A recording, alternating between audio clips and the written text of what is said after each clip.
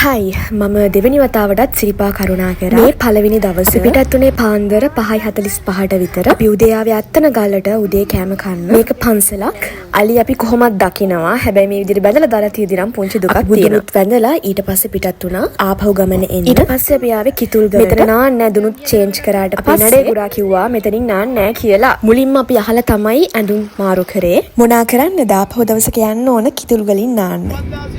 ඊට පස්සේ අපි ආපහු ගමන එන්න පටන් ගත්තා. ඔයාලත් සීතලට අඳින්න ඇඳුම් ගන්න හිතන් ඉන්නවා. ඒ වගේ දේවල් මේ එන මගින් ගන්න පුළුවන්. මේ අයිස් කැප් එකට උනේ රුපියල් 150 රීසනබල්. මෙතන ඉඳලා ශ්‍රීපාද ස්ථානයට තියෙන කිලෝමීටර 35යි. යන මග මේ වගේ කන්ස්ට්‍රක්ෂන් වැඩක් යනවා. මේ තියෙන සප්ත කන්‍යා පර්වතය. මෙතන ඓතිහාසික කතාව ගැනවත් දන්නවා නම් පහලින් කමෙන්ට් කරන් යන්න. ඔන්න ඊට පස්සේ ආයෙම අපි පිටත් වුණා. දැන් ශ්‍රීපාදෙට තියෙනවා කිලෝමීටර 26ක්. දවල්ට කෑම කන්න නතර වුණා. ඒ මාඋස්සා කැලේ. ඉන්න මෙතන තමයි අපි කෑම කන්න නතර වුණේ. හරිම කාම් පරිසරයක් තමයි තිබුණේ. දවල්ට කෑම කාලා අපි ආපහු පිටත් වුණා. කියන්න බැරි වුණානේ අපි මේ ආවේ හැටන් නල්ල තනියේ පාරෙන් සිරිපාදේ කරුණා කරන්න. සිරිපා කරුණාවට කලින් අපි හැමෝම ස්නානය කරන්න ඕන. මම හිතන්නේ ඒක සිරිතක්. දැන් වෙලාව හවස 5:00 විතර. ඊට පස්සේ අපි මෙතන තිබුණ කඩේකට ගියා තේ එකක් බොන්න. දැන් වෙලාව හවස 6:20 විතර. පන්සිල් සමාදන් වෙලා සමන් දෙවි රැකවරණත් අරගෙන අපි සිරිපාදේ කරුණා කරන්න පටන් ගත්තා. ඊළඟ වීඩියෝ එකත් එක්කත් එකතු වෙලා ඉන්න. බයි.